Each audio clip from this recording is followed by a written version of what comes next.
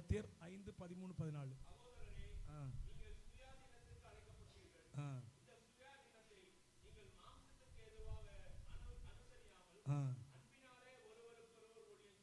ஸ்தோத்திரம்.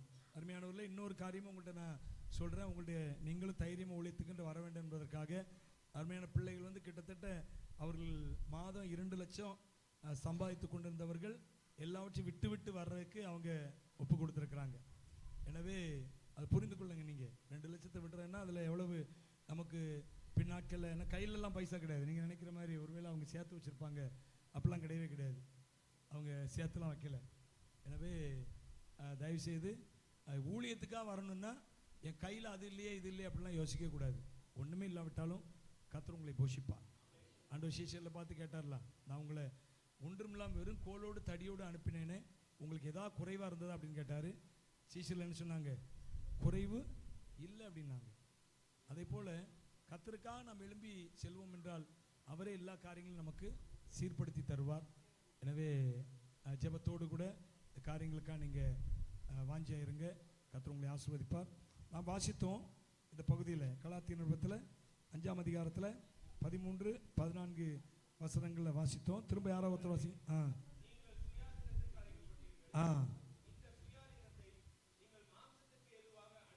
முதல்ல ஒன்று புரிஞ்சுங்க. நான் ஏற்கனவே சொல்லியிருக்கிறேன்னா, இந்த கிறிஸ்துவின் பிரமாணம் நம்ம என்ன செய்யலை? கட்டி போடலை. நியாயப்பிரமாணம் என்ன செய்தது? நம்மை கட்டி போட்டு வைத்திருந்தது. சுயாதீன பிரமாணம். இன்றைக்கு நாம் கிறிஸ்துவின் பிரமாணம் சொல்கிறோமே, சொல்லுங்க, வேற சொல்லுங்க பார்ப்போம். கிறிஸ்துவின் பிரமாணம் வேற, அதுக்கு வேற பேரு ஆவியின் பிரமாணம் வேற, விசுவாச பிரமாணம் அடுத்து அன்பின் பிரமாணம் அடுத்து ராஜரீக பிரமாணம். இதெல்லாம் எல்லாம் சொல்றோம். நிறைய அந்த பிரமாணத்துக்கு நிறைய பேர் இருக்குது. இந்த பிரமாணம் இது சுயாதீன பிரமாணம். முக்கியமா என்னன்னா, இது சுயாதீன பிரமாணம்னா என்ன அர்த்தம்னா, நம்ம இஷ்டத்துக்கு என்ன செய்யலாம்? நடக்கலாம். நல்லா இருக்கலாம். இது எப்படி? நம்ம இஷ்டத்துக்கு என்ன செய்யலாம்? நடக்கலாம். அவர் சொல்றாரு, நீங்க இந்த சுயாதீன பிரமாணத்தை என்ன செய்யணுமா? மாம்சத்துக்கு எதுவும் அனுசரிக்க கூடாது. நீ செய்யற காரியம் உன் மாம்சத்தை திருப்திப்படுத்துகிறதா இருந்தா அந்த சுயாதீன பிரமாணத்தில் இல்லை. அல்லேலூயா. ஞாபகம் வச்சுக்கோங்க. ஏன்னா நிறைய பேர் கிருபை கிருபை கிருபைன்னு அதிகமாக பேசுறதுனால அப்படி பிரசங்கிக்கிறவங்க இருக்காங்க. நீ பாவம் செஞ்சுக்கிட்டே கூட என்ன செய்யலாம்? நீ வாழலாம் என்று சொல்லி நம்ம அப்படி பிரசங்கம் பண்ணலை. பாவம் செய்வது தேவனுக்கு பிடிக்குமா? பிடிக்குமா? ஆண்டவர் தான் கிருபை கொடுத்தாரு. பாவம் செய்கிற மனுஷனுக்கு அந்த கிருபை ஒர்க் அவுட் பண்ணுது, உண்மைதான். ஆனால் பாவம் தேவனுக்கு பிடிக்குமா? யோசிச்சு பாருங்க. பிடிக்காது. ஏன்னா அது மாம்ச கிரியை. நீங்க அதே அதிகாரத்திலே அந்த மாம்சத்தின் கிரியைகளை போட்டிருக்கு பாருங்க. 20ஆம் வசனத்தை வாசிங்க. விக்கிரக ஆராதனை மாம்சத்தின் கிரியைகள் வெளியரங்கமா இருக்கின்றன. அவையாவன விபச்சாரம், பாருங்க, விபச்சாரம், வேசித்தனம், அசுத்தம், காமவிகாரம், விக்கிரக ஆராதனை, பில்லி சூனியங்கள், பகைகள், விரோதங்கள், வைராக்கியங்கள், கோபங்கள் வர்றதே இதுதான் வருது பாருங்க. நம்முடைய சொந்த சரீரத்தில் நடக்கிற காரியங்கள் தான். என்னது? விபச்சாரம், வேசித்தனம், வேற என்னது? காமவிகாரம், சிந்தனையில காமம், விக்கிரக ஆராதனை அடுத்துதான் வெளியே போகுது. எடுத்த உடனே மாம்சத்தின் கிரியைகள் எதுல தான் வருது? விபச்சாரம். சரீரத்துல நம்ம சரீரம் மூலமா செய்கிற பாவங்களை தான் முக்கியமா சொல்லுகிறது மாம்சத்தின். அப்போ இந்த காரியங்கள் நடந்தா நம்ம இன்னும் நம்முடைய சுயாதீனம் மாம்சத்துக்கு எதுவும் என்ன செய்யப்படக்கூடாது. நான் 11 மணிக்குள்ள இந்த ஆராதனை முடிச்சிடணும்னு சொல்லி நான் வாஞ்சிக்கிறேன். கர்த்தருடைய ஆவியானவர் என்னை நடத்துவாராக. ஸ்தோத்திரம். அதுக்கு மேலே ஆவியானவர் திடீர்னு 12 மணி 1 மணி வரை நடத்துனாருன்னு நீங்கள் என்னைய சொல்லாதீங்க, ஆவியானவர் சொல்லுங்கள் நீங்கள். ஏன்னா அதனால் பயப்படாதீங்க. 11 மணிக்கு கண்டிப்பாக முடிச்சிடுவேன். ஏன்னா தீர்க்கதரிசிகளுக்கு, ஆவியானவருக்கு தீர்க்கதரிசிகள் கட்டுப்பட்டிருக்கிறார்கள். அல்லேலூயா. அவருடைய ஆவியை அடக்குவதற்கு ஆவியான் நடத்துகிறான்னு சொல்லி ஒரு 5 நிமிஷம் 10 நிமிஷம் முன்ன பின்ன ஆகுறது தப்பு இல்லை.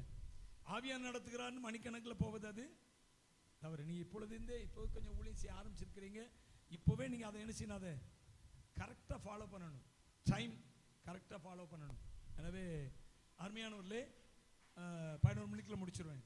அப்போ முதல்ல என்னன்னு கேட்டிங்கன்னா, நம்முடைய சரீரம் நாம் ஆவி, நம்முடைய ஆவி அல்லது நம்முடைய ஸ்பிரிச்சுவல் பீயிங் இருக்கு பார்த்தீங்களா, அது வந்து நமக்கு கட்டுப்பட்டு இருக்க வேண்டுமா. தீர்க்கதரிசிகளுடைய ஆவி அவர்களுக்கு கட்டுப்பட்டு இருக்கிறது என்று சொல்லி பைபிள் சொல்லுகிறது, அடங்கி இருக்கிறது என்று சொல்லி.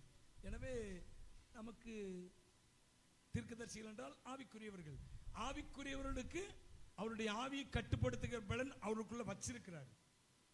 அல்லேலூயா. புரியுதா உங்களுக்கு? நம்முடைய ஆவியை, நம்முடைய சிந்தனையை கட்டுப்படுத்துகிற பலனை கர்த்தருடைய ஆவியானவர் நமக்குள்ள என்ன செய்திருக்கிறார், வைத்திருக்கிறார் என்பதை ஞாபகம் வச்சுக்கங்க. இது செய்தி அல்ல. நம்ம எதுக்கு இதை சொல்ல வந்தேன்னா, நமக்குள்ள ஆவியானவர் சொல்லிட்டு மாம்சத்தின் கிரியைகளே ஓடிக்கொண்டிருப்போம் என்றால் கிருபை எதுக்குங்க? திடீர்னு நாம் போய்கொண்டிருக்கிறோம் ஆவிக்குரிய ரீதியாக, திடீரென்று விழுந்து விட்டோம். ஏன்னா இந்த சரீரத்திலே மாம்சம் என்ன செய்து கொண்டுதான் இருக்குது, கிரியை செய்து கொண்டுதான் இருக்குது. திடீர்னு விழுந்துட்டோம்னா கிருபையை பிடிச்சி எழுந்திருக்கிறதான தவிர நான் பாவம் செய்து கொண்டே கிருபை என்னை பாதுகாக்கும், கிருபை என்னை பாதுகாக்கும், கிருபை என்னை பாதுகாக்கும் சொல்லி ஓடிக்கொண்டு இருப்பதற்கு அல்ல. அதனாலதான் அவர் சொல்றார் பாருங்க, அந்த கலாத்தியர் 5ஆம் அதிகாரம், நீங்கள் சுயாதீனத்திற்கென்று தான் அழைக்கப்பட்டீர்கள். இந்த சுயாதீனத்தை நீங்கள் மாம்சத்திற்கு ஏதுவாக விடுதலைப்பட்டிருக்கிறாரு. நீங்க என்ன செய்யலாம், உங்க இஷ்டம் போல நடக்கலாம், எதுவும் உங்களை கட்டுப்படுத்த முடியாது, உண்மைதான். ஆனால் இந்த சுயாதீனம், நீ ஸ்பிரிச்சுவல் பீயிங் உங்களுக்குள்ள இருந்துச்சுன்னா, இந்த சுயாதீனம் வந்து உன் மாம்சத்துக்கு ஏதுவான மாம்சத்துக்கு கிரியைகள் பின்னாடி கொடுக்கப்பட்டிருக்கிறது. இதுல எதுவும் உனக்குள்ள என்ன செய்யக்கூடாது, இருக்கக்கூடாது, வந்துடக்கூடாது, கவனமா இருக்கணும். ஹல்லேலூயா. கிருபை அதுக்கு தான். நீ விழுந்துட்டேன்னா எழுவதற்கு கொடுக்கப்பட்டிருக்கிறது தவிர நீ ஓடிக்கொண்டிருக்கும் போதே கிருபையோடும் பாவத்தோடும் ஓடிக்கொண்டே இருப்பதற்காக கொடுக்கப்படவில்லை என்பதை ஞாபகம் வச்சுக்கொள்ளுங்க. இன்னைக்கு செய்தி அது இல்லை. நான் இன்னைக்கு செய்தி எது சொல்ல வந்தேன்னு கேட்டீங்கன்னா, அதுல சொல்ற பாருங்க, நீங்கள் அன்பினாலே ஒருவருக்கொருவர் ஊழியம் செய்யுங்கள். இந்த கர்த்தர் எனக்கு கொடுத்த வார்த்தை என்னன்னு கேட்டீங்கன்னா, நீங்க ஊழியம் செய்கிறவர்கள், ஊழியம் செய்கிறவங்க, ஊழியம் செய்கிறவங்க மாத்திரம் சொல்ல, இந்த சுயாதீன பிரமாணத்துக்குள்ள இருக்கிறவர்கள் எல்லாருமே. என்ன நாம எந்த பிரமாணத்துக்குள்ள இருக்கோம்னு சொன்னேன் சொல்லுங்க, சத்தமா எல்லாரும் சொல்லுங்களேன். எந்த பிரமாணம்? இந்த சுயாதீன பிரமாணத்துக்குள்ள இருக்கிற ஒவ்வொருவருக்கும் தேவன் சொல்லுகிறார், பரிசுத்த ஆவியானவர் சொல்லுகிறார், நீங்க ஊழியம் செய்ய வேண்டும். நீங்க யாரு? நீங்க ஊழியம் செய்யறவங்க. யாருக்கு ஊழியம் செய்யறவங்க? முதலாவது தேவனுக்கு. ஹல்லேலூயா. முதலாவது என்னது? தேவனுக்கு ஊழியம் செய்கிறவர்கள். அடுத்தபடியாக மனுஷருக்கு ஊழியம் செய்கிறவர்கள். ஊழியக்காரன்னா யாருன்னா என்ன அர்த்தம்? ஊழியக்காரன்னா வேலைக்காரன். ஊழியக்காரன் என்ன அர்த்தம்? வேலைக்காரன். அதை ஞாபகம் வச்சுக்கோங்க. ஊழியக்காரனா சத்தமா சொல்லுங்க. அப்ப நாம எல்லாருமே வேலைக்காரர்களா இருக்கிறோம். நாம யாருக்கு வேலைக்காரர்கள்? முதலாவது தேவனுக்கு. சொல்லி தப்பிக்க முடியாது. நான் கர்த்தருக்கு தான் ஊழியக்காரன், உனக்கு இல்லை அப்படின்னு சொல்ல முடியாது. பைபிள் சொல்லு, நாம் ஒவ்வொரு மனுஷனுக்கு. அதனாலதான் அவர் சொல்றாரு, அன்பினாலே நீங்கள் ஒருவருக்கு என்ன செய்யுங்க, ஒருவருக்கு ஒருவர். ஏற்கனவே சொல்லியிருக்கேன், இந்த நிருபங்கள்லாம் யாருக்கு எழுதப்பட்டதுன்னு சொல்லியிருக்கிறேன். யாருக்கு? சபைக்குன்னா விசுவாசிகளுக்கு. ஹல்லேலூயா. அப்போ விசுவாசிகளுக்கு தான் கர்த்தர் சொல்றாரு, நீங்க என்ன செய்யுங்க, ஒருவருக்கொருவர் ஊழியம் செய்யுங்கள். முதலாவது நீங்க வேலைக்காரர். யாருன்னா நீங்க வந்து இவங்களுக்கு வேலைக்காரங்க. சொல்லுங்க, பக்கத்தில் கை கொடுத்து சொல்லுங்க. நான் உங்களுக்கு, நீங்க பக்கத்தில் கை கொடுத்து சொல்லுங்க, உங்களுக்கு வேலைக்காரி, வேலைக்காரன். கொஞ்சம் அவமானமா இருக்கா? பெருமையா இருக்கா? ஹல்லேலூயா. எத்தனை பேர் இதை அக்செப்ட் பண்றீங்க? எத்தனை பேர் இதை ஏற்றுக்கொள்றீங்க? பக்கத்தில் இருக்கவங்க, நான் வேலைக்காரன் தாங்க, வேலைக்காரி தாங்க. எத்தனை பேர் ஏற்றுக்கொள்றீங்க? நீங்க ஏற்றுக்கொண்டீங்கன்னா நீங்க இந்த பிரமாணத்தில் இருக்கிறீங்க, கிறிஸ்துவின் பிரமாணத்தில்.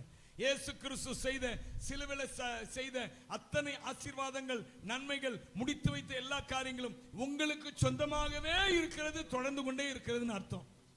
ஹல்லேலூயா. அதோட புரியுதா உங்களுக்கு? புதிய ஏற்பாட்டில் நம்ம எல்லாரும் எப்படிதான் இருக்கிறோம்? அப்படிதானே சொல்லுது பைபிள், அப்படிதானே சொல்லுது. ஒருவருக்கு என்ன செய்யுங்க, நீங்க ஊழியம் செய்யுங்க. அவங்களுக்கு வேலைக்காரன். பவுல் எத்தனை இடத்துல அவர் சொல்றாரு, நீங்க தான் சந்தோஷம், மகிழ்ச்சி, கிரீடம், உங்களுக்காக தான் நாங்க, உங்களுக்காக தான் நாங்க. அவர் பவுல் சொல்லிக்கொண்டே இருப்பாரு, எனக்காக நீங்கள் அல்ல, உங்களுக்காக நான். அப்ப எவ்வளவு தாழ்மை பாருங்க. அவர் தான் வேலைக்காரன், தான் பணி உள்ளவன், தான் தாழ்மை உள்ளவன் என்பதை அவர் காட்டி கொடுத்தார் பவுல். அவர் மாத்திரமல்ல, இயேசு கிறிஸ்துவை காட்டினாருங்க. காட்டினாரா காட்டலையா? காட்டினாரா காட்டலையா? அவர் என்ன செய்தார்? நீங்க யோவான் சுவிசேஷத்தில் நினைக்கிறேன், அதை எடுத்து நீங்க வாசித்து பார்ப்பீர்கள் என்றால், ஆண்டவராக இயேசு கிறிஸ்து குறித்து 13 அதிகாரத்தில் 11, 12, 13 வசனங்கள் வாசிங்க. நல்ல கவனிங்கள, வசனத்தை கவனிங்க. தாம் காட்டி கொடுக்கிறவனை அறிந்திருந்தபடினால் நீங்கள் எல்லாரும் சுத்தமுள்ளவர்கள் அல்ல என்றார். அவர்களுடைய கால்களை அவர் கழுவின பின்பு தம்முடைய வஸ்திரங்களை தரித்துக் கொண்டு திரும்ப உட்கார்ந்து அவர்களை நோக்கி, நான் உங்களுக்கு செய்ததை அறிந்திருக்கிறீர்களா? நீங்கள் என்னை போதகர் என்றும் ஆண்டவர் என்றும் சொல்லுகிறீர்கள். நீங்கள் சொல்லுகிறது சரியே, நான் அவர்தான். ஆண்டவரும் போதகருமாகிய நானே உங்கள் கால்களை கழுவினதுண்டானால் நீங்களும் ஒருவருடைய கால்களை ஒருவர் கழுவு கடவீர்கள். ஆண்டவரும் போதகருமாகிய நான், சொல்லுங்க வாய் திறந்து. எல்லாரும் இங்க நிமிர்ந்து பாருங்க. ஆண்டவரும் போதகருமாகிய நான். ஆண்டவர் சொல்ற, இயேசு சொல்றாரு, ஆண்டவரும் போதகருமாகிய நான் என்ன செய்தேன்? உங்கள் கால்களை. எதுக்காக அவர் செய்தார் அப்படின்னு கேட்டீங்கன்னா, நீங்களும் நானும் செய்ய வேண்டும் என்பதற்காக செய்தார். ஹல்லேலூயா. இது அதாவது ஒரு சில சபைகள்ல இன்னும் ரொம்ப ரேரா, ஒரு சில சபைகள்ல இன்னும் வச்சிருக்கிறாங்க. என்னன்னா, இந்த கால் கழுவுற சடங்கு என்று சொல்லி வைத்திருக்கிறாங்க. திருவிருந்து ஆராதனை போது அதை திருவிருந்த ஒரு சிலர் ராவிருந்துமாங்க, அதனால ராத்திரி செய்வாங்க. அதை ராத்திரி செய்யும் போது அவர் கொஞ்சம் என்ன சவுண்ட் எதில் உனக்கு ஒரு சவுண்ட். ஸ்தோத்திரம். ஒரு சிலர் கால் கழுவுற சடங்கை வச்சிருப்பாங்க அவருடைய சபைகள்ல. இன்னும் இதை கடைபிடிச்சிட்டு இருக்கிறாங்க. நாம கடைபிடிக்கல, அது பெரிய அவசியம் இல்லாத ஒன்று என்பதனால அதை செய்யலை. நாம செய்யறதை பத்தி தப்பும் கிடையாது, யாரையும் நம்ம கண்டம் பண்ணவில்லை. செய்யறதை பத்தி தப்பும் கிடையாது, நம்ம செய்யலை, அவ்வளவுதான். அப்போ திருவிருந்த ஆராதனை அப்பெல்லாம் கால்களை கழுவுறாங்க. ஏன்னா அவர் தங்கள் பணிவை காட்டிக்கொள்ளும்படியாக, தாழ்மையை காட்டிக்கொள்ளும்படியாக இயேசு கிறிஸ்து செய்த அந்த வழக்கம் அது. ஏன் இயேசு செய்தார் என்றால், அவர் தன்னைத்தானே எல்லாருக்கும் வேலைக்காரராய் மாற்றினார், தன்னை மாற்றிக்கொண்டார். அல்லேலூயா. அதை கட்டாயமாக்குறார் பாருங்க. 8ஆம் வசனம் வாசிங்க. 13:8 யோவான்.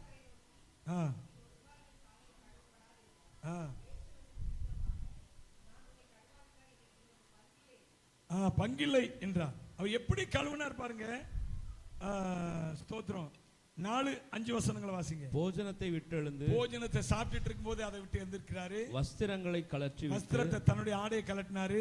ஒரு சீலையை எடுத்து, ஆடைனா ஃபுல்லா இல்ல, மேல உள்ள வஸ்திரத்தை கலட்டிட்டு ஒரு சீலை எடுத்து அறையிலே கட்டிக்கொண்டு, அறையிலே இடுப்புல கட்டிக்கொண்டு, பின்பு பாத்திரத்தை. யார் கட்டுவார் பாத்தீங்களா? பாத்துறீங்களா? யாரு கட்டுவா இப்படி இடுப்புல? ஆதி நாட்கள்ல. இப்ப அப்படி இல்ல, இப்ப அப்படி வழக்கம் இல்ல.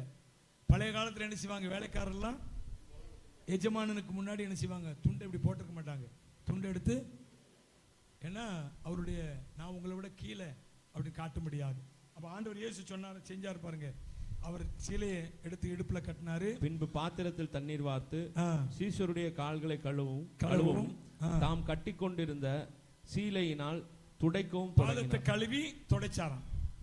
எவ்வளவு பணிவு, எவ்வளவு தாழ்மை பாருங்க. ஆண்டவர் இதைத்தான் நம்மிடத்தில் எதிர்பார்க்கிறார். ஆண்டவர் சொன்னார்ல அந்த ஸ்தோத்திரம் 5ஆம் அதிகாரம் 13ஆம் வசனத்துல, அன்பினால் ஒருவருக்கொருவர் ஊழியம் செய்யுங்கள். நீங்க என்ன செய்யணும்? நீங்க ஒருவருக்கொருவர் ஊழியம் செய்யுங்கள். இன்னைக்கு அந்த பாதம் கழுவுகிற அநேகர் என்ன செய்யறாங்க? பாதம் கழுவி முடிச்ச உடனே அவங்க தன்னை குறித்து மேட்டிமையாவே பாதம் கழுவும் போது என்ன செய்வாங்க? அது ஒரு சடங்கு தானே. அது என்ன ஆயிருது? சில வேளைகள்ல நம்முடைய பழக்க வழக்கங்கள் எல்லாமே சடங்காக மாறி விடுகிறது. இப்போ கம்யூனியன் எடுக்கிறோன்னு வச்சுக்கங்களேன். கம்யூனியன் எடுத்தோம்னா கொஞ்ச நாள் என்ன செய்கிறோம்? பயபக்தியோடு அந்த ஞானஸ்தானம் எடுத்து ஃபர்ஸ்ட் திருவிருந்த ஆராதனை கலந்து கொள்கிறோம். அந்த நாட்கள்லாம் என்ன செய்கிறோம்? நாம பயபக்தியோடு, பயத்தோடு, நாம் நடுக்கத்தோடு அதில் கலந்து கொள்கிறோம். கண்ணீர் வடிக்கிறோம். நாம் செய்த தவறுகளுக்காக, குற்றங்களுக்காக, பாவங்களுக்காக. ஆனா நாள்பட என்ன ஆயிட்டுன்னு கேட்டீங்கன்னா அது என்ன ஆயிட்டு, எங்கு போகி என்னது, கையில அப்பத்தை வாங்கிட்டு கண்ணு எங்க இருக்குது, ஒருவேளை கண்ணை கூட மூடிப்பாங்க, உள்ளுக்குள்ள இருதயம் பயபக்தியோட இருக்குதான்னு கேட்டீங்கன்னா நிறைய பேருக்கு இல்லை. அப்படிதானே? உண்மையா இல்லையா? எதுக்காக அது நம்மை ஆண்டவர் கருத்தில் ஒப்பு கொடுக்கணும். அந்த நேரத்தில் ஊழியக்காரர்கள் பணிவு, தாழ்மை இதெல்லாம் நமக்குள்ள வரணும். இதெல்லாம் பாரம்பரியமாக சடங்காச்சாரமாக மாறிவிடக்கூடாது. இன்னைக்கு இருக்கிற நிறைய பெந்தகோஸ்து சபைகளை, நிறைய ரொம்ப நாள் ஆன சபைகளை நீங்க பாத்தீங்கன்னா அங்க இருக்க விசுவாசிகள்லாம் அவர்கள் வெள்ளை வெள்ளையர்னு இருப்பாங்க, ட்ரெஸ் வெள்ளை, மற்றபடி ரொம்ப வெளிப்பாக்க பரிசுத்தமா இருப்பாங்க. அவருடைய பேச்சு பரிசுத்தமா இருக்கணும், பரிசுத்தமா இருக்கும். பிரதர், அந்த பேச்சிலே ஒரு ஒரு என்ன இருக்கும், ஒரு ஒரு என்ன சொல்லலாம், ஒரு ஹார்மோனி அப்படி சொல்லலாமா, ஒரு பேஸ் வாய்ஸா பேசுவாங்க. என்னன்னா அவங்க அவ்வளவு தாழ்மையா இருக்கிறாங்க அப்படின்னு காட்டுறதுக்கு. பாத்துருக்கீங்களா? பக்கத்துல போய் பாத்தீங்கன்னா, பக்கத்துல அவரோட நெருங்கி பழக ஆரம்பிச்சீங்கன்னா அவருடைய போக்கே வித்தியாசமா இருக்கும். கொஞ்சம் கூட தாழ்மைக்கு அவர்களுக்கு சம்பந்தமே இருக்காது. பார்க்கிறவங்களே அப்படி எடுப்பா மேட்டிமையா, பைபிள்ல சொல்ல கண்களை நெறித்து, என்னது இப்படி நமக்கு வரமாட்டேங்குன்னு நினைக்காது. எப்படி இந்த நம்பியார்லாம் பாடலாம் பாத்துறீங்களா? நீங்க பார்க்க மாட்டீங்கன்னு நினைக்கிறேன். பாத்துறீங்களா நம்பியார் கண்ணு எப்படி போகும்? அத மாதிரி சர்ச்சை விட்டு வெளியே வந்த உடனே, திருவிருந்த ஆராதனை விட்டு வெளியே வந்த உடனே அவருடைய கண்களே அப்படி மாறிடும். நான் எதுக்கு சொல்றேன்னு கேட்டீங்கன்னா, நாம் வேலைக்காரர்கள் தான். அதை வெறுமன பாசாங்க அல்ல, உண்மையா நம்முடைய இருதயத்தில் என்ன இருக்கணும்? பணிவு இருக்கணும், தாழ்மை இருக்கணும். அந்த இல்லைன்னா இந்த நாள் ஆண்டவரத்தில் விழுந்து என்ன செய்யலாம அண்டாடணும். இன்னொன்னு தெரிஞ்சுக்கங்க, பரிசுத்தாவியானுடைய உண்மையான நிரப்புதல் ஒரு மனுஷனுக்குள்ள இருக்குன்னா அவன் கண்டிப்பா தாழ்மையா இருப்பான். ஹல்லேலூயா. அவன் கண்டிப்பா அன்போடு இருப்பான். ஏன்னா பைபிள் சொல்லுகிறது, பரிசுத்தாவினாலே தேவ அன்பு நம்முடைய இருதயங்களில் ஊற்றப்பட்டிருக்கிறது. வாசிக்கல ரோமர் புஸ்தகமா? Glory to Jesus. Glory to Jesus. வாசிங்க 5ஆம் அதிகாரம் 5ஆம் வசனம் ரோமர். மேலும் நமக்கு அருளப்பட்ட பரிசுத்தாவினாலே அந்த நம்பிக்கை நம்மை வெட்கப்படுத்தாது. பரிசுத்தாவியானவராலே அன்பு ஊற்றப்பட்டிருக்கிறது. சொல்லுங்க, பரிசுத்தாவினால வல்லமை கொடுக்கப்பட்டிருக்கிறது உங்களுக்கு, இல்லைன்னு சொல்ல முடியாது. பரிசுத்தாவினால அபிஷேகம் கொடுக்கப்பட்டிருக்கிறது, இல்லைன்னு சொல்ல முடியாது. பரிசுத்தாவினால பிரசன்னம் கொடுக்கப்பட்டிருக்கிறது, இல்லைன்னு சொல்ல முடியாது. ஆனா அது எல்லாமே ஓகே, இந்த அன்பு மட்டும் ஓகே இல்லை. ஹல்லேலூயா. அன்பு மட்டும் ஆண்டவர் சொல்றாரு, நீங்கள் ஒருவருக்கொருவர் அன்பினாலே ஊழியம் செய்யுங்கள். வேலைக்காரனா மாறுங்க. ஒருத்தருக்கு சபையில வந்தீங்கன்னா வேலைக்காரனா மாறுங்க. சபையில மாத்திரம் இல்ல, வெளியே போனாலும் என்ன செய்யுங்க, நீங்க மற்றவர்களுக்கு வேலைக்காரனை போல இருங்க. உங்களை வேலைக்காரனை ஆக்கணும்னு நினைச்சாலும் அதை விட்டு வெளியே வந்துருங்க. ஹல்லேலூயா. சில பேர் நம்ம வேலைக்காரனை போல வேலை செய்யறதுனால என்ன நினைச்சிருவாங்க, நம்மளை வேலைக்காரனாவே ஆக்கிடுவாங்க. நான் எங்க வீட்டு பக்கத்துல ஒருத்தர் இருக்கிறாரு. அவர் வந்து நல்ல கவர்மெண்ட்ல, ஸ்டேட் கவர்மெண்ட்ல நல்ல ஒரு போஸ்ட்ல இருக்கிறாரு. அவர் என்ன செய்தாலும் அவருக்கான உதவி செய்வேன். அவர் ஒரு சில உதவிகள் எனக்கு செய்திருக்கிறாரு. அதனால நானும் அவர் என்ன சொன்னாலும் உடனே அவருக்காக செய்வேன், எல்லாம் பண்ணுவேன். அவர் என்ன செய்வார்னு கேட்டிங்கன்னா, அவருடைய சொந்த சுயநலனுக்காக, நாங்கள் வாடகைக்கு இருக்கிறோம் அந்த நாட்களில் சொல்கிறேன், அவங்க சொந்த வீட்டில் இருக்கிறாங்க, அவருடைய சொந்த நலனுக்காக பக்கத்தில் இருக்கவங்கள்ட்ட பிரச்சனை பண்ணுவார். உண்மையாகவே அவர் நியாயத்துக்கு தான் செய்வார். நான் அது நியாயமாக இருக்கிறனால அவருக்கு போய் என்ன செய்வேன், சப்போர்ட் பண்ணுவேன். ஏன்னா எனக்கும் ஒரு சில இடைஞ்சல் அந்த அவர் சண்டை போடுறாரு அந்த ஆட்கள் மூலமாக வந்திருக்குது. போய் நிற்பேன். என்ன ஆயிட்டுன்னு கேட்டிங்களா, கடைசியில் அவர் சண்டை ஆரம்பிப்பார், நான் கூட போய் நிற்பேன், அவருக்கு சப்போர்ட்டிவாக நிற்பேன். அவர் உள்ளே போயிடுவார், நான் சண்டை போட்டுருப்பேன்.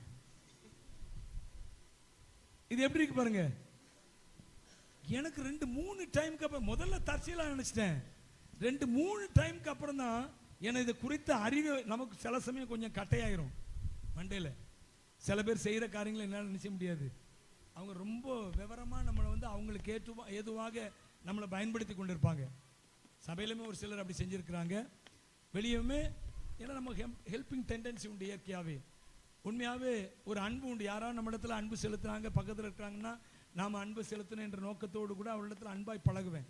இது என்ன பண்ணிடுவாங்கன்னா அவங்களுக்கு ஏற்ற விதத்தில் நம்மளை பயன்படுத்த ஆரம்பிச்சிருவாங்க. போயிடுவார் அவரு. நான் பேசிட்டு இருப்பேன், அவரை சுற்றி பார்த்தா ஆள் இருக்க மாட்டார். இன்னொரு தடவை சொல்லிட்டு இருக்கிறாரு, ஃபோனில் ஒருத்தர் பேசிட்டு இருக்கிறாரு. எனக்காக ஒருத்தர் சொல்லி இந்த மாதிரி கொஞ்சம் அவங்க வருவாங்க, நீங்கள் பேசுங்க, அவங்களுக்காக ஒரு உதவி செய்யுங்கன்னு சொல்லிட்டு அவர் சொல்கிறாரு. அப்போ தான் ரொம்ப அதை குறித்து விழிப்புணர்வு வந்துச்சு. அவங்க வந்து எனக்கு இந்த நான் இருக்கிற எங்கள் வீட்டு பக்கத்தில் அவர் எனக்கு ரைட் ஹேண்ட் மாதிரி அப்படிங்கிறாரு. என்னது என்ன சொல்கிறாரு? அவருக்கு நான் அதோடு முடித்தேன். அவரோடு கூட போய் நிற்கிறத அது அவருக்காக நான் காரியங்களை செய்யும்படியா நம்ம நினைச்சிட்டு இருக்கிறாரு. நம்ம அறியாமையே நம்மை உருவாக்கிட்டு இருக்கிறாருங்க. இது எப்படி இருக்குது? அப்படி நாம இருக்க வேண்டாம். ஆனால் அன்பினாலே நாம் ஒருவருக்கொருவர் ஊழியம் செய்வோம். மற்றவர்களுக்கு என்பதை விட சபைக்குள்ளாக நம்முடைய அன்பை காட்டுவோம். அல்லேலூயா. சபையில போட்டி வந்துருது, பொறாமை வந்துருது, எரிச்சல் வந்துருது. எரிச்சல், பொறாமை. ஒரு சிலர் முந்தி போறாங்கன்னா அவங்க மேல என்ன வந்துருது? கர்த்தருடைய ஆவியான சொல்ல சொல்லி தான் நான் சொல்லிட்டு இருக்கிறேன். இதெல்லாம் சும்மா இல்லை. ஆண்டவர் அந்த வார்த்தையை தெளிவாக கொடுத்தாரு. அன்பினாலே ஊழியம் செய்யணும், அன்பினாலே ஒருவருக்கு ஒரு ஊழியம் செய்யணும். அவங்களுக்கு நீங்க வேலைக்காரங்க, அவங்களுக்கு நீங்க வேலைக்காரங்க, இவங்களுக்கு நீங்க என்னது? அவங்க வேலை செஞ்சாங்கிறக்கா நாம என்ன செய்யக்கூடாது? அவங்கள முதலாளி அல்ல, ஒருவருக்கு ஒரு வேலைக்காரரை போல இருப்போம். கை தட்டி ஆண்டவரை ஸ்தோத்திரம் பண்ணுவோம். அப்ப இதுக்கு பேசிக் என்ன இருக்குன்னு கேட்டீங்கன்னா, நம்முடைய இருதயத்துல அன்பு. அன்பு இருந்தாதான் செய்ய முடியும். அன்புக்கு பேசிக் அடிப்படை என்னன்னு கேட்டீங்கன்னா ஆவியானவர். ஒரு சத்தியத்தை நல்லா புரிந்து கொள்ளுங்க. ஆவியானவர் வெறும் வல்லமைக்காக உங்களுக்குள்ள வரல. உங்களுக்குள்ள இருக்கிற அன்பு என்ற ஒன்றை தீ மூட்டி அதை மிகப்பெரிய அன்பாய் மாற்றும்படியாகவே இயேசு கிறிஸ்து உங்களுக்குள்ள வந்திருக்கிறார் என்பதை ஞாபகத்துக் கொள்ளுங்க. அல்லேலூயா. அன்பென்னும் ஆவி. ஒரு ஊழியக்காரர் பண்ண, அன்பென்னும் ஆவியால் என்னையும் ஆண்டவரே நீர் நிரப்பிடும், ஆயுள் முழுதும் உம் சேவை செய்ய ஆண்டவரே என்னை அனுப்பிடும். அன்பென்னும் ஆவியால் என்னையும் ஆண்டவரே நீர் நிரப்பிடும், ஆயுள் முழுதும் நீர் சேவை செய்ய ஆண்டவரே என்னை அனுப்பிடும். பிசாசுக்கு முன்பாக, பாவத்துக்கு முன்பாக, வியாதிக்கு முன்பாக நம்முடைய அதிகாரத்தை காட்டணும். ஜனங்களுக்கு முன்பாக நம்முடைய அன்பை காட்டணும். சொல்லுங்க, ஜனங்களுக்கு முன்பாக அன்பை காட்டணுங்க. இந்த அன்பை காட்டிட்டாலே, இன்னைக்கு காலையில பார்த்தேன், ஒரு வாட்ஸ்அப்ல ஒரு இது வந்துருச்சு. உலகத்துல 10 தலை சிறந்த மனிதர்கள், அதாவது இன்ஃப்ளூன்ஸான மனிதர்கள், புகழ் பெற்ற தலை சிறந்த மனிதர்கள் அப்படி சொல்லி 10 பேரை போட்டிருக்கிறாங்க. அதுல அன்னை தெரசா ஒருத்தவங்க. அல்லேலூயா. யாரு? அன்னை தெரசா. அன்னை தெரசா அன்பினால அவங்க ஊழியம் செய்தவங்க. அல்லேலூயா. உங்களுக்கு அந்த சம்பவம் நான் ஏற்கனவே சொல்லியிருக்கிறேன். ஒரு பணக்கார இடத்துல போய் அவங்க கேட்டாங்களாம், எங்கள் பிள்ளைகளுக்கு நீங்கள் ஏதாவது கொடுக்கணும் அப்படின்னு கேட்டாங்களாம். கேட்டவுடனே அந்த பணக்காரர் வந்து எச்சியை துப்பிட்டாராம் கையில். அவங்க கையில் எச்சி துப்பிட்டாராம். துப்புனா நம்ம கை சும்மா இருக்குமா? துப்பிட்டாரு. உடனே அவங்க சொன்னாங்களாம், ஐயா எனக்கு கொடுத்துட்டீங்க, அந்த பிள்ளைகளுக்கு ஏதாவது கொடுங்க அப்படின்னாங்களாம். அல்லேலூயா. உண்மையா அது எவ்வளவு பெரிய உண்மையா நடந்த சம்பவம் இது. எனக்கு நீங்க எச்சியை துப்பி கொடுத்துட்டீங்க, அந்த பிள்ளைகளுக்கு நான் உங்கள்கிட்ட கேட்டேனே, அதுக்காக ஏதாவது செய்யுங்க. பணக்காரர் அப்படி நெகிழ்ந்துட்டாராம். அல்லேலூயா.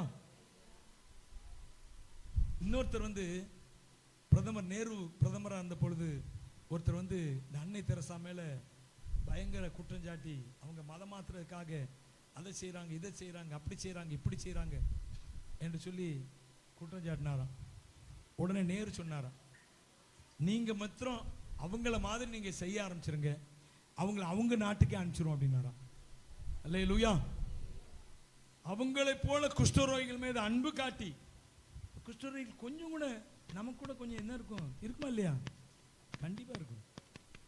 எனக்கு அந்த எண்ணம் மாறணும்னு நான் நினைக்கிறேன். உண்மையாவே அது வந்து நல்ல எண்ணம் கிடையாது. குஷ்டரோகிகள் கையை பிடிக்கணும்னா நமக்கு அன்பு இருந்தா முடியுமா முடியாதா? உங்க பிள்ளைக்கு ஒரு பிரச்சனை வந்துட்டுங்க, இதே போல வந்துட்டு வர வேண்டாம், வந்துட்டு கூச்சப்படுவீங்களா? நீங்க வெக்கப்படுவீங்களா? வெக்கப்படுற கூச்சப்படுறது இல்ல, பயப்படுவீங்களா? நீங்க பயப்படுவீங்களா? உங்க பிள்ளைக்கு உங்க வீட்டுக்காரம்மா கூட கொஞ்சம் நாம பயப்படலாம், பிள்ளைக்கு பயப்படுவோமா? நாம பயப்பட மாட்டோம், கூச்சப்பட மாட்டோம், அருவருப்பு பட மாட்டோம். ஏன் அப்படின்னு கேட்டீங்கன்னா உள்ளுக்குள்ள இருக்கிறது என்னது? அன்பு. ஹல்லேலூயா. நீங்க முக்கியமா ஆவியானவர் இந்த வார்த்தை எதற்காக கொடுத்தார் என்றால், சபையில அன்பு அதிகமா இருக்கணும். அன்பு இருந்தா, நீங்க பைபிள்ல சொல்லப்பட்டிருக்க 13 அதிகாரத்துல 1 கொரிந்தியர் 13 அதிகாரத்துல அன்பு இருந்தா அந்த அன்பு எல்லாவற்றையும் சகிக்குமா. முக்கியமா அந்த ஒரு வசனத்தை தான் சொல்றேன். அன்பை குறித்து நிறைய வசனங்கள் போடப்பட்டிருக்கிறது. Praise the Lord. ஹல்லேலூயா.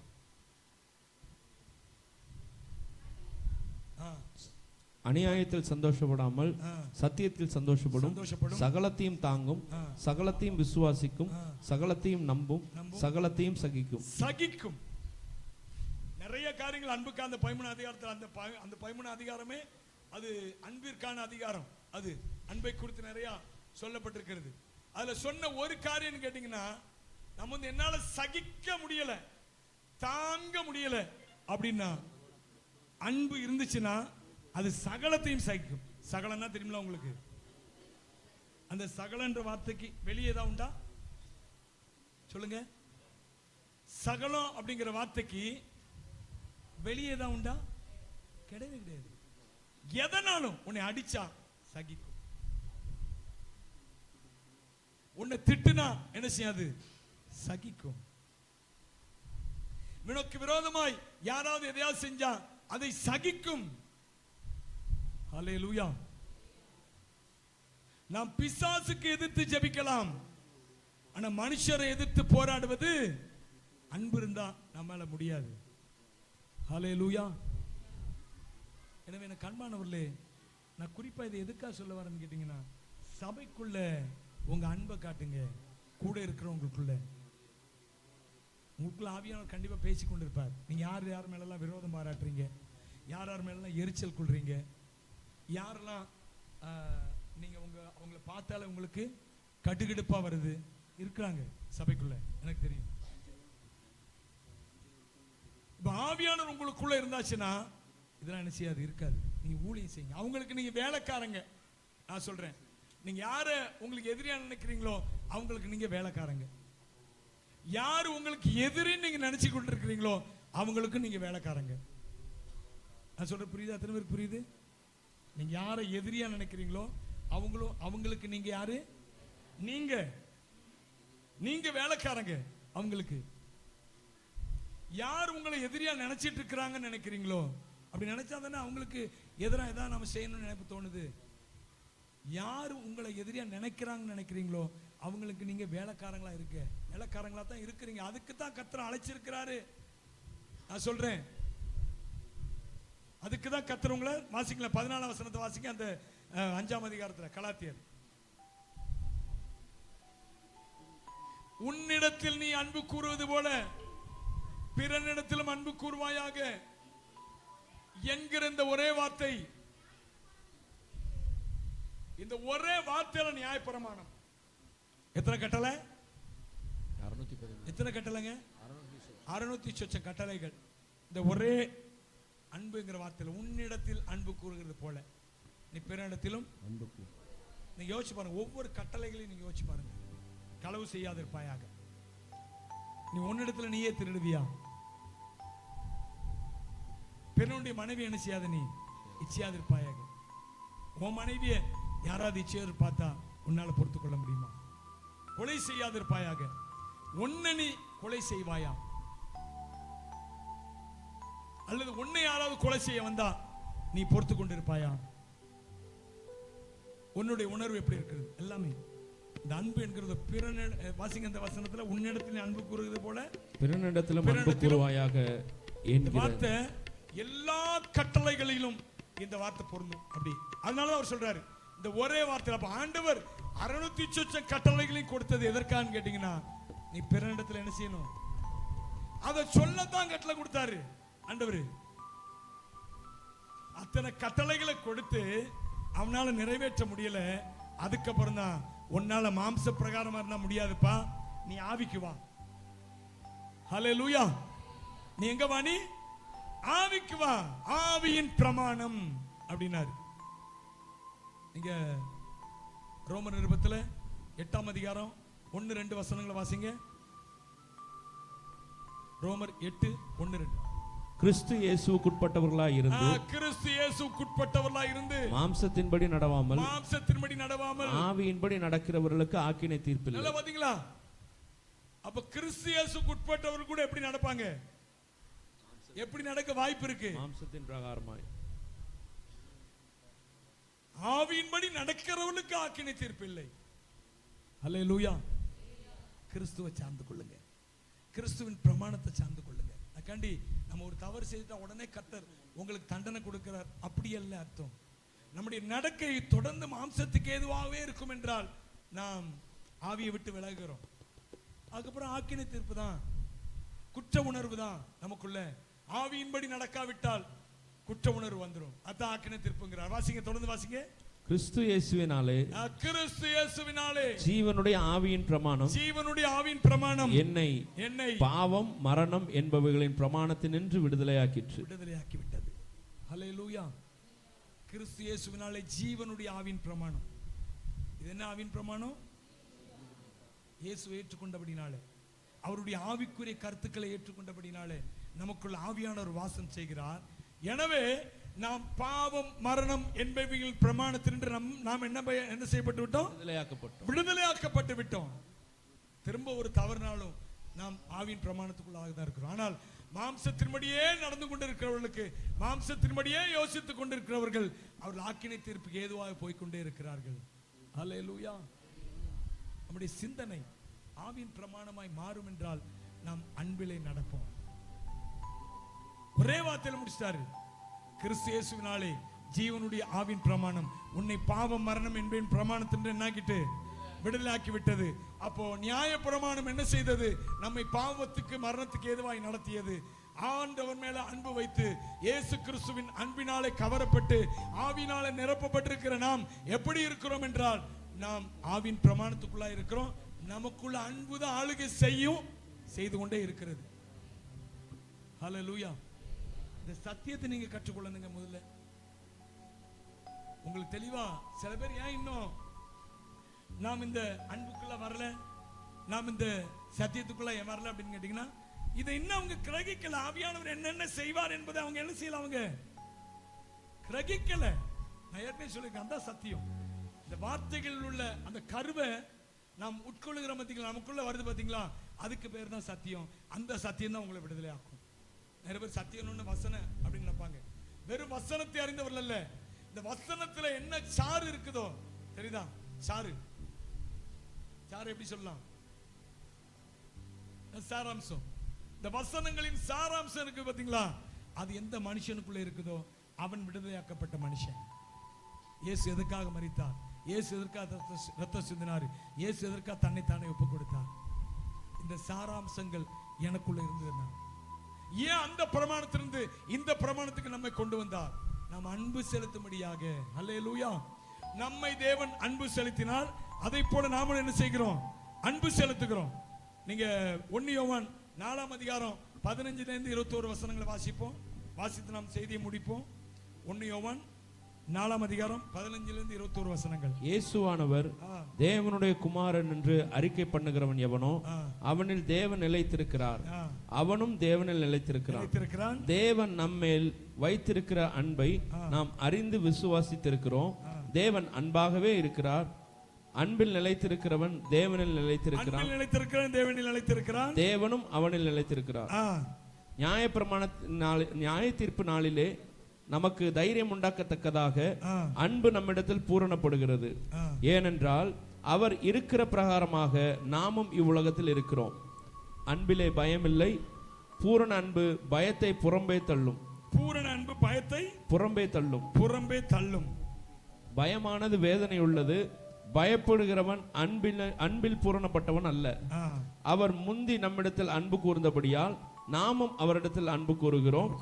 தேவனிடத்தில் அன்பு கூறுகிறேன் என்று ஒருவன் சொல்லியும், இதான் முக்கியங்க, தேவனிடத்தில் அன்பு கூறுகிறேன் என்று ஒருவன் சொல்லியும் தன் சகோதரனை பகைத்தால் அவன் பொய்யன்.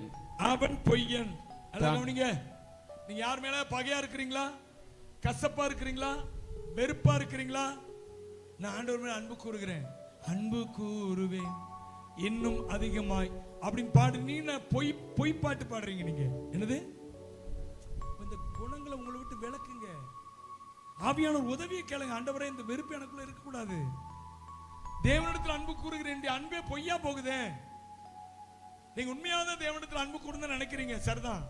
ஆனால் சகோதரனை பகைத்தால் நீங்க தேவனிடத்தில் கூறுகிற அந்த அன்பு அது எப்படி மாறுகிறது? பொய்யா மாறும். கசப்பை எடுத்து போடுங்க, பகை எடுத்து போடுங்க. முகத்தை அப்படி வெட்டுறீங்களா? சில பேர் அப்படி செய்வாங்க. முகத்தை சபைக்குள்ளங்க, நான் வெளியே சொல்லல, சபைக்குள்ளே நீ அன்பு காட்ட முடியாவிட்டால் நீ வெளியே எப்படி அன்பை காண்பிப்பாய்? வெளியே உன்னை பகைக்கிறவங்க தான் அநேகர் இருக்கிறாங்க, உண்மையில் அன்பு கூறுகிறவங்க இல்லை. சபைக்குள்ளதான் உண்மையில் அன்பு கூறுகிறவங்க இருக்கிறாங்க. இந்த சபையிலேயே உன்னுடைய பகையை நீ வெளிப்படுத்த ஆரம்பிப்பாய் என்றால் வெளியே போய் எப்படி அன்பு கூறுவாய்? அல்லேலூயா. தன் சகோதரனை பகைக்கிறவன் அவன் பொய்யன். தான் கண்ட சகோதரனிடத்தில் அன்பு கூறாமல் இருக்கிறவன். கவனிங்க, இந்த வசனத்தை கவனிங்க. தான் கண்ட சகோதரனிடத்தில் அன்பு கூறாதவன் தான் காணாத தேவனிடத்தில் எப்படி அன்பு கூறுவான்? வாய்ப்பே இல்லை.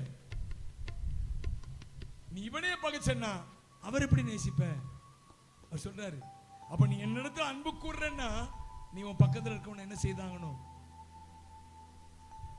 அன்பா தான் பார்க்கணும், வெறுப்பு எடுத்து தான் போடணும். வாசிங்க, தொடர்ந்து வாசிங்க, என்ன இருக்கு? தேவனிடத்தில் அன்பு கூறுகிறவன் தன் சகோதரனிடத்திலும் அன்பு கூற வேண்டும் என்கிற இந்த கற்பனை அவராலே பெற்றிருக்கிறோம். நாம் அவரிடத்தில் ஒரு கற்பனை, ஒரே கட்டளை பெற்றுக் கொண்டிருக்கிறோம். என்ன கட்டளை? நீ தேவனிடத்தில் அன்பு கூறுகிறேன்னா உன் சகோதரனிடத்தில் என்ன செய்யணும்? நீ அன்பு கூறு. எனவே மறந்து போகாதீங்க, நீங்கள் ஒருவரில் ஒருவர் அன்பு கூர்ந்து ஒருவருக்கொருவர் ஊழியக்காரர்களாய் மாறுங்க. பக்கத்தில் கை கொடுத்து சொல்லுங்க, நான் இன்று முதல் சபையில் இருக்கிற எல்லாரிடத்திலும், அப்படி எல்லாரிடத்திலும் சொல்லும் போது அந்த வெறுப்பா இருக்க ஆளை மட்டும் தள்ளி வச்சிடக்கூடாது. இவங்களை தவிர எல்லா இடத்துலையும் என்ன செய்யலாம்? சில விஷயம் அவனை மட்டும் என்னால் என்ன செய்ய முடியாது அப்படின்னு கர்த்தர் நம்மளை பார்த்து சொல்லியிருந்தா நம்ம என்ன ஆயிருப்போம்? யோசிச்சு பாருங்க. நான் பண்ண பாவத்துக்கும் பண்ணின அக்கிரமத்துக்கும் அவனை மட்டும் என்னால மன்னிக்கவே முடியாதுன்னு கர்த்தர் சொல்லியிருந்தான்னு வச்சுக்கோங்க.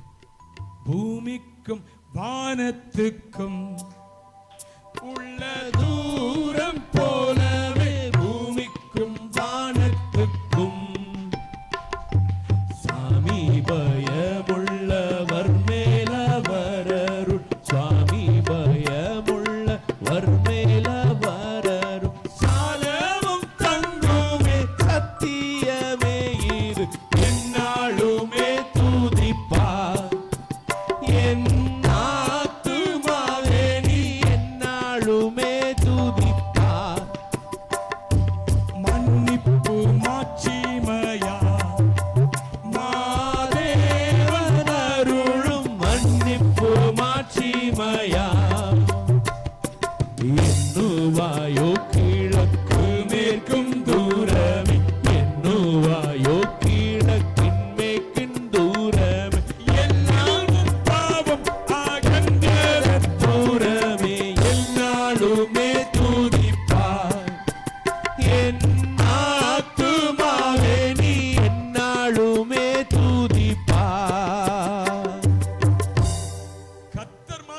உன் பாவத்தை என் பாவத்தை மன்னிக்காட்டா நம்ம இப்ப எப்படி இருந்திருப்போம்? யோசிச்சு பாருங்க. எங்கேயோ தூரத்துல இருந்திருப்போம். ஒண்ணே ஒண்ணு, அவருடைய மன்னிப்பு நம்ம அவரிடத்துல சேர்த்தது. அல்லேலூயா. அப்படிதானே இல்லையா? ரத்தத்தை சிந்தி நம்மை மன்னித்தார் அவர். அந்த மன்னிப்பு தான் அவரிடத்துல சேர்த்தது இல்ல. உன்னுடைய நல்ல குணமோ, உன்னுடைய நல்ல குடும்பமோ, உன்னுடைய நல்ல அப்பாவோ, உன்னுடைய நல்ல தாயோ உன்னை என்ன செய்யல, கொண்டு போய் அவரிடத்துல சேர்க்கல. கர்த்தர் மன்னித்தார், அவ்வளவுதான். கர்த்தர் ரத்தம் சிந்தினார். உலகத்தாருடைய பாவங்களை எண்ணாமல் பைபிள் சொல்லுகிறது. எந்த கலாத்தியர்ல தான் இருக்குதோ, உலகத்தாருடைய கலாத்தியரா எபேசியரா? ஸ்தோத்திரம். அவர் உலகத்தாருடைய பாவங்களை எண்ணாமல் அப்படின்னு வரும். ஸ்தோத்திரம். Glory to Jesus. உமக்கு நன்றி செலுத்துகிறோம். இந்த நாமம் மகிமைப்படுவதாக. ஸ்தோத்திரம், ஸ்தோத்திரம், ஸ்தோத்திரம். Glory to Jesus. ஸ்தோத்திரம்.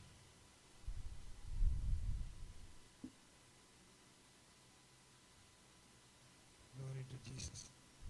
கரெக்டா கொரிந்திய சாரி வாசிங்க வாசிங்க. 2 கொரிந்தியர் 5:19. அது என்னவெனில் தேவன் உலகத்தாருடைய பாவங்களை எண்ணாமல், உலகத்தாருடைய பாவங்களை எண்ணாமல் இந்த வார்த்தை குறிச்சுக்குங்க. எண்ணவே இல்லை அவர். எண்ணிக்கையும் வைக்கல, சிந்தனை வைக்கல.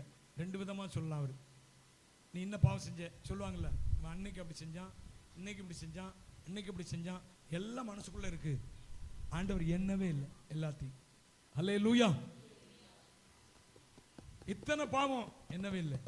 அவர் சிந்தனையிலே வைக்கல. எண்ணாமல் என்பது இன்னொருத்த என்னது, சிந்தனையிலே அவர் வைக்கல. அவர் உலகத்தாருடைய பாவங்களை எண்ணாமல் கிறிஸ்துவுக்குள் அவர்களை தமக்கு ஒப்புரவாக்கி, கிறிஸ்து ஒண்ணு, கிறிஸ்து சிந்தனாரிய ரத்தம் போதும். அவனை நான் அனுசரிட்டேனா, ஒப்புரவாக்கிட்டேன். திரும்பவும் நீ இப்படி செஞ்ச அப்படி செஞ்ச கேட்கவே மாட்டார். மறந்து மன்னித்து விட்டார். சொல்லுங்க, மறந்து மன்னித்து விட்டார். அவர் சமுத்திரத்தின் ஆழத்துல போட்டு விட்டார். சமுத்திரத்தின் ஆழத்துல. நம்முடைய பாவங்களை எங்க போட்டாரு? சமுத்திரத்தின் ஆழத்துல போட்டு. மேற்குக்கும் கிழக்குக்கும் எவ்வளவு தூரமோ அவ்வளவு தூரமா நம்மை விட்டு பாவங்களை என்ன செய்தார்? அகற்றி விட்டார். சம்பந்தம் இல்லப்பா அவனுக்கு. போ, விடுதலை விடு, போ. ஹல்லேலூயா. எல்லாத்தையும் மன்னிச்சிட்ட, போ. நீ எல்லாத்தையும் விட்டுட்டு போ. யோசிச்சு பாருங்க. ஒரு மனுஷன் எந்த அவனுக்கு அவ்வளவு கடன் பட்டு இருக்கிறானா, ஆனா அவ்வளவு கடன் பட்டிருந்த அந்த மனுஷன் என்ன செய்யறான்? போப்பா, இந்த கடன் நீயோட உனக்கு முடிஞ்சது, நீ போ அப்படின்னு எப்படி இருக்கும்? லட்சக்கணக்கில் கோடிக்கணக்கில் கடன். அது மாதிரிதான் கர்த்தர் என்ன செய்தார்? போ, எந்த கண்டிஷன்ல நீ இன்னும் 10 வருஷம் கழிச்சு எனக்கு கொடுக்கணும், இன்னும் 5 வருஷம் கழிச்சு கொஞ்சம் கொஞ்சமா திருப்பித்தா, எதுவுமே இல்லை. போ, உனக்கு மன்னிக்கப்பட்டது. இயேசு அப்படிதான் மன்னிச்சார். நம்முடைய பாவங்களை அப்படி மன்னிச்சிட்டார், அழிச்சிட்டார். நமக்கு விரோதமாய், கட்டளைகளால் நமக்கு விரோதமாய் இருந்த கையெழுத்தை என்ன செய்கிறார்? அவர் சிலுவையில குலைத்து அவைகளின் மேல் ஆணி அடித்து சிலுவையின் மேல் வெற்றி சிறந்தார். கொலோசியர் சொல்லப்பட்டிருக்கிறது. உங்க பாவம் பூரா மன்னிக்கப்பட்டது. எதனாலங்க? அவருடைய இரக்கம், அவருடைய தயவு. நீங்க என்ன மன்னிக்காம இருக்கிறீங்க? இன்னும் கசப்பு உங்களுக்கு? சொல்லுங்க. அவன் எவ்வளவு பெரிய தவறு நீங்க பண்றதை விடவா? கர்த்தருக்கு விரோதமா நீங்க பண்ணதை விட தவறு நினைக்கிறீங்களா? கர்த்தருக்கு விரோதமா நம்ம சின்ன பாவம் செய்தா கூட அவர் பரிசுத்தத்துக்கு அது எப்படிப்பட்ட பாவம் தெரியுமா? பெரிய பூதாகரமான பாவம். ஞாபகம் வச்சுக்கோங்க. கர்த்தருடைய பரிசுத்தத்துக்கு பக்கத்துல நான் நீங்க 10 ரூபா தானே எடுத்தான் நான் சொல்லுவேன். ஆனால் அவருடைய கேரக்டருக்கு, அவருடைய பரிசுத்தத்துக்கு நீ 10 ரூபா எடுத்தாலே அது என்னது? அது பெரிய பாவம் அவருடைய கேரக்டர் படி. ஆனா இப்போதும் அவர் தம்முடைய சொந்த ரத்தத்தை சிந்தி மன்னிச்சிட்டாரு. இப்போ 1 கோடி எடுத்தாலும் ஒண்ணு இல்லை. ஹல்லேலூயா. ஏன்னா கோடிக்கணக்கு மேல விலையேற பெற்றதா இருக்கிற தம்முடைய ரத்தத்தை நமக்காக சிந்தி நம்மை மீட்டு விட்டார். நம்ம முழந்தால் படிட்டு கர்த்தரை நோக்கி பார்த்தோம். விலையேற பெற்ற உம் இரத்தத்தால் விடுதலை கொடுத்தீர். எல்லாரும் விலையேற பெற்ற உம் இரத்தத்தால் விடுதலை கொடுத்தீர். ராஜாக்களாக லேவியராக உமக்கென தெரிந்து கொண்டீர். ராஜாக்களாக லேவியராக உமக்கென தெரிந்து கொண்டீர். ஆராதனை ஆராதனை ஆராதனை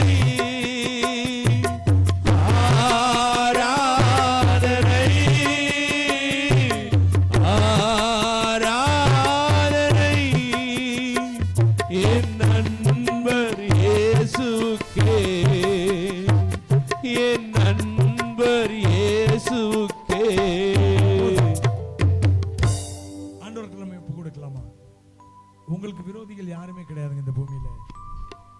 ஆனா உங்களை விரோதிக்கிறவங்க இருக்கலாம், ஆனா உங்களுக்கு விரோதிகள் யாரும் கிடையாது. அதுதான் புதிய ஏற்பாடு சொல்லுகிற சத்தியம். அவர் நம்மேல் கொண்ட மிகுந்த அன்பினாலே நமக்காக பலியா ஒப்பு கொடுத்து நம்முடைய பாவங்கள் எல்லாம் மன்னித்து விட்டார் சிலுவையில.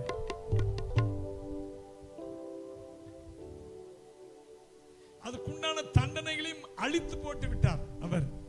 எப்படிப்பட்ட ஆண்டவர் நமக்கு இருக்கிறாரு? இப்ப அவர் சொல்றாரு, நீ என்னிடத்துல அன்பு கூர்றேன்னு சொல்றல்ல, ஏன் அவன் மேல நீ கசப்பா இருக்கிற? நீ ஏன் அவ மேல பொறாமையா இருக்கிற? ஏன் அவளுடைய உயரம் உனக்கு எரிச்சலை கொடுக்கிறது? அவளுடைய உயர்வு உனக்கு எரிச்சலை கொடுக்கிறது? அவ பின்னாடி நான் நிக்கணுமா? அவன் பின்னாடி நான் நிக்கணுமா? அவனுக்கு ஹெல்ப் பண்ணுமா? சொல்ல நீ சகோதரனை பார்க்கிற தேவனை ஆராய்த்து பிரயோஜனம் இல்லை. இந்த நாள்ல ஒப்பு கொடுங்க. என் தவறுகளை மன்னிங்க, எனக்கு பகை என்பது இல்லப்பா. ஒப்பு கொடுங்க. நான் ஒப்பு கொடுக்கிறேன், எனக்கு பகை என்பது இல்லப்பா. நான் ஊழிய செய்ய ஒப்பு கொடுக்கிறேன். ஊழியனா ஊழிய சபையில இருக்கிற ஊழியக்காரன் சொல்லலாம், எல்லாருக்குமே சொல்றேன். என் பக்கத்தில் இருக்கவங்களை நான் வேலைக்காரி. நான் என்ன சொல்றேன்? நான் உங்க எல்லாருக்கும் வேலைக்காரன், அதான் ஊழியக்காரன். நீங்க சொல்லுங்க, ஒருவருக்கு நான் வேலைக்காரங்க சொல்லுங்க. வாய் திறந்து சொல்லுங்களேன், மனப்பூர்வமா சொல்லுங்க. மனப்பூர்வமா நான் வேலைக்காரன். கர்த்தர் சொன்ன வார்த்தைங்க இது. அன்பினாலே ஒருவருக்கு ஒரு ஊழியம் செய்யுங்கள். நீங்க ஆவியில நிரம்ப நிரம்ப நிரம்ப நிரம்ப நிரம்ப நிரம்ப அன்பு கூடிக்கொண்டே இருக்கும். ஒப்புக்கொடுங்க. நல்ல பிதாவே ஸ்தோத்திரம். நான் சொன்ன வார்த்தைகள் நன்றி. இந்த வார்த்தைகளின்படியே என்னுடைய பிள்ளைகள் மீது ஒரு விசேஷ அபிஷேகத்தை ஊற்றுங்கப்பா. நாங்கள் ஒருவருக்கு ஒருவர் ஊழியக்காரர்கள், வேலைக்காரர்கள் என்று ஆண்டவர் நாங்கள் எங்களையே நாங்கள் சிந்தித்துக் கொண்டு நாங்கள் ஒருவருக்கு ஒரு ஊழிய செய்யுங்களே அர்ப்பணிக்கிறோம். ஊழியம் செய்ய அர்ப்பணிக்கிறோம். நாங்கள் வேலைக்காரர்கள் என்று அறிக்கை செய்கிறோம். ஒருவருக்கு ஒரு நாங்கள் வேலைக்காரங்க. நாங்கள் அதிகாரம் பண்ண அல்ல, ஊழியம் செய்ய கர்த்தரை தெரிந்து கொண்டிருக்கிறோம். வேலை செய்ய தெரிந்து கொண்டிருக்கிறோம். சபையில் அப்படிப்பட்ட நோக்கத்தோடு வாங்க. உங்களுக்கு கனமானு நினைக்காதீங்க, எனக்கு கனமான இடத்தை கொடுக்கணும்னு நினைக்காதீங்க. உங்களுக்கு கனமான இடத்தை கொடுக்காட்ட உடனே ஊழியக்காரர் மேல கோபப்படாதீங்க, வருத்தப்படாதீங்க. உங்களை வேலைக்காரர் என்று நினைத்துக் கொள்ளுங்க. நானும் உங்களுக்கு வேலைக்காரன். நான் கொஞ்சம் கூட கூச்சம் இல்லாம அதை சொல்றேன். நான் உங்களுக்கு வேலைக்காரன். நீங்களும் சொல்லுங்க, ஒருவருக்கு நான் வேலைக்காரன், நான் வேலைக்காரன். நல்ல பிதாவே ஸ்தோத்திரம். இதனால் சொன்ன வார்த்தைகளுக்கு நன்றி. இந்த வார்த்தைகளின்படியே உங்களுடைய விசேஷித்த அபிஷேகம் உங்களுடைய பிள்ளை. இது வந்து விசேஷித்த அபிஷேகம். ஆண்டவரே, அன்பை வெளிப்படுத்துகிற இந்த அபிஷேகம் விசேஷித்த அபிஷேகம். அந்த அபிஷேகம் இப்பொழுதே பிள்ளைகள் மீது இறங்கி வர உங்களுடைய கரத்தில் அர்ப்பணிக்கிறோம். இயேசுவின் நாமத்தில் பிதாவே. என் ஆத்துமாவே கர்த்தரை ஸ்தோத்திரி, என் முழு உள்ளமே அவருடைய பரிசுத்த நாம ஸ்தோத்திரி. என் ஆத்துமாவே கர்த்தரை ஸ்தோத்திரி, அவர் செய்த சாலபலம் மறவாதே. ஆமென்.